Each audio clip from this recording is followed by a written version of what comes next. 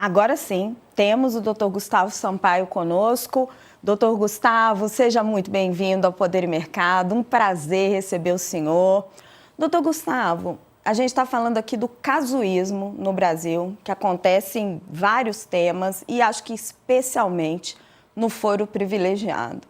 Faz sentido para o senhor, como querem os parlamentares hoje, acabar com o foro privilegiado e jogar para a primeira instância? Eu acho que, na essência, o que eu estou perguntando para o senhor é o seguinte: o foro privilegiado faz sentido?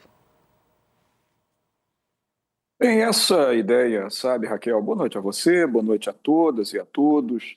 Sempre foi uma ideia polêmica no campo da doutrina, no campo acadêmico, no debate jurídico. Eu, particularmente, te confesso que, mesmo naqueles tempos já passados, em que o foro privilegiado era assim chamado, o que é tecnicamente incorreto, porque, em verdade, o foro é por prerrogativa de função, não se trata de privilégio nenhum. Mesmo naquele tempo, Raquel, em que era tratado como uma regalia, eu já era favorável à prerrogativa de foro. Eu acho que a prerrogativa de foro é fundamental. Acho até que outras autoridades da República que não gozam de prerrogativa de foro deveriam merecê-la.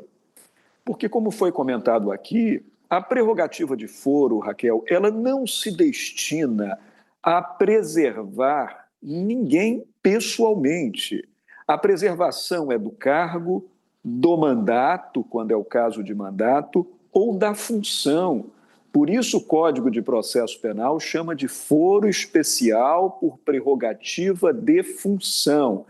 Qual é o postulado, pressuposto da prerrogativa de foro? A de que aquela pessoa, por ocupar um cargo, um mandato, uma função de grande destaque e, portanto, destinatária de muita pressão política e social e até de imagem, que naquele caso o juízo de primeira instância, que julga a todos nós, cidadãos comuns, como uma vara criminal do Estado, uma vara criminal federal, que esse juízo de primeira instância, ao julgar uma autoridade, pode estar debaixo de uma tamanha pressão que esse julgamento não seja idealmente imparcial. Então, com isso, cria-se, e assim está desde a Constituição Republicana de 1891, a primeira da República, a segunda da história do país, assim está estabelecido no ordenamento. Só veio ampliando o foro especial por prerrogativa o número de autoridades abrangidas. Realmente, a Constituição de 88 ampliou em muito esse número, né? Então, a prerrogativa de foro é importante. Eu não acho, por exemplo, que um polêmico deputado federal, um polêmico senador, seja da direita, seja da esquerda, deva ser julgado, quando acusado de um crime, por uma vara criminal no interior do Estado ou na capital. Eu prefiro que ele seja julgado num tribunal. A prerrogativa de foro não define competência apenas do Supremo Tribunal Federal. A prerrogativa de foro define competência de tribunal escolhido pelo ordenamento jurídico para julgar aquela autoridade. Por exemplo, governador de Estado é julgado no Superior Tribunal de Justiça. Juiz de direito, quando acusado, é julgado no Tribunal de Justiça. Um procurador da República, se acusado, é julgado em um tribunal regional federal.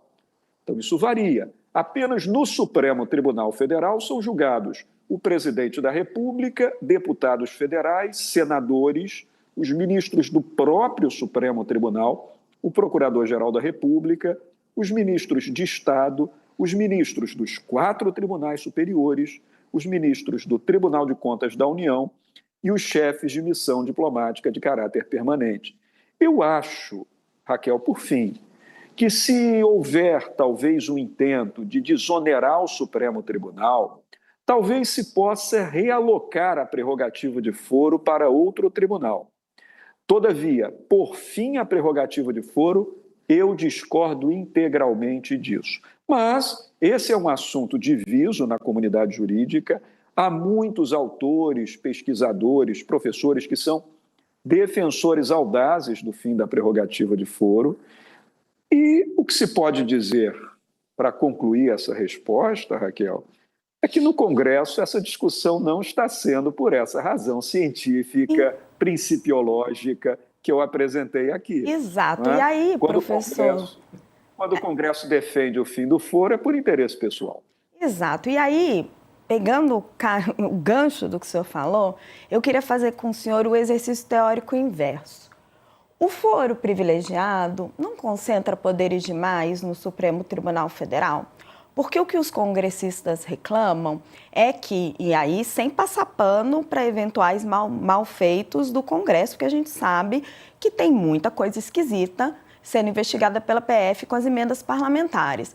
Mas o que eles argumentam é que eles se sentem pressionados pelo Supremo Tribunal Federal. A gente toma, por exemplo, a recente operação contra o pai do presidente da Câmara, Hugo Mota, da Polícia Federal, feita na cidade natal deles, em Patos. Os relatos que a gente tem é que, na visão de políticos, isso teria sido uma pressão no presidente Hugo Mota para não colocar anistia para votar. Então, a minha pergunta para o senhor, e aí o senhor pode responder de uma forma teórica, porque é difícil, às vezes, a gente se comprometer na política, não concentra poderes demais no Supremo? Eu acho que sim, Raquel. Até porque o nosso modelo de Supremo Tribunal no Brasil é importado dos Estados Unidos da América, não é? Nós temos o modelo de Suprema Corte, em que o Supremo Tribunal não é uma instância segunda, não é a segunda instância, ele é uma instância extraordinária para julgar recursos derradeiros de controle de constitucionalidade. E a essa tarefa, ao longo das décadas, sobretudo a partir de 1965, somou-se ao Supremo Tribunal Federal a competência para o controle de constitucionalidade das leis e atos normativos do poder público. Então, nosso Supremo Tribunal Federal, além de ser Supremo Tribunal, é também uma Suprema Corte. Ora, além disso tudo e outras competências que o artigo 102 da Constituição lhe confere, o Supremo ainda tem o papel de ser essa grande vara criminal em ações penais originárias. Então, você pode ter razão. Talvez não seja bom para o Supremo Tribunal processar e julgar tantas ações penais originárias. Talvez se pudesse retirar do Supremo Tribunal, por exemplo, passar essa competência para o Superior Tribunal de Justiça ou dividi-la entre os 6 tribunais regionais federais existentes nas 6 regiões do Circuito Judiciário Federal do Brasil. Entende, Raquel? Essa seria uma forma de preservar o Instituto do Foro Especial por prerrogativa de função, sem, contudo, assomar tantas competências, tarefas e trabalho ao Supremo Tribunal Federal. Mas seria uma forma de não extinguir a prerrogativa de foro. O problema é que essa cláusula que os deputados estão defendendo, essa proposta de emenda, é para ceifar o foro por prerrogativa de função do ordenamento constitucional brasileiro. E isso, no meu modesto entender, Raquel, seria muito ruim. Gente, nós vamos para um rápido intervalo em Poder e Mercado para quem está nos acompanhando pela TV, mas volta rapidinho, porque o assunto aqui é polêmico, tá quente, a gente continua já já. Para quem está no YouTube, seguimos. Graça tem pergunta. Professor, o senhor já respondeu parcialmente o que eu ia dizer, porque existe uma crítica ao Supremo como vara penal originária, ou seja, onde os deputados, senadores são processados, presidente da República, que é a questão do segundo grau de jurisdição. Você perdeu no Supremo, você pode apresentar ali os embargos infringentes e tal, mas assim, não tem um outro colegiado para te julgar. Esse é um problema. Como o senhor já falou disso, eu queria que o senhor me falasse uma coisa. Se acabar com esse negócio do foro, extirpar da Constituição, não corre o risco do governador do estado X, vou dar o exemplo de São Paulo, do governador de São Paulo um dia ter uma busca e apreensão no Palácio determinado por um juiz de uma comarca pequena, óbvio que assim, tipo assim, de uma comarca qualquer, assim, não tem uma insegurança para ser governador, para dar um exemplo. Eu te agradeço pelo questionamento e você questiona e ao mesmo tempo emite uma singela opinião e eu estou de acordo com você. Não é que quando falamos isso que você acaba de falar, que estejamos aqui menoscabando a autoridade, a imparcialidade, a neutralidade do juiz de direito lá da comarca do interior. Não se trata disso. É apenas uma presunção em abstrato. Aquele juiz de direito lá da comarca do interior que não está sob nenhuma quebra de imparcialidade, sob nenhuma pressão para julgar o cidadão comum da comarca e, portanto, ele dá a imparcialidade garantida. Claro que tudo aqui é um juízo de presunção que eu estou fazendo. Né? Esse juiz pode estar sob uma tremenda pressão política, social, da própria imprensa, se ele estiver julgando, por exemplo, uma ação judicial que envolva o governador do Estado, em que seja réu numa ação penal o governador do Estado. Então, pelo fato de se tratar dessa pressão insofismável, é que surgiu a ideia da prerrogativa de foro. Ela não é uma regalia. Qual o problema que ocorre ao longo da história recente do país?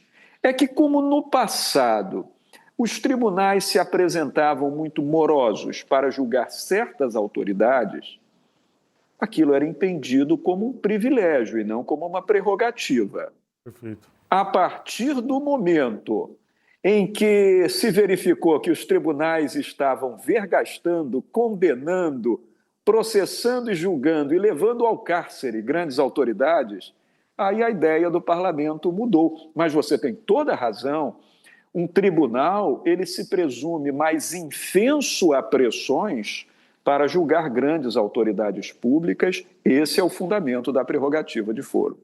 Gente, não sobrou tempo para mais nada, mas essa discussão continua na semana que vem, se a Câmara votar esse tema. Professor Gustavo Sampaio, muito obrigada pela presença e pela profundidade da discussão, realmente pela qualidade da discussão aqui em Poder e Mercado. Muito obrigada, professor. Uma boa noite. Eu que agradeço a você, Raquel. Sempre satisfação conversar com vocês todos. Bom trabalho, boas discussões, bom jornal.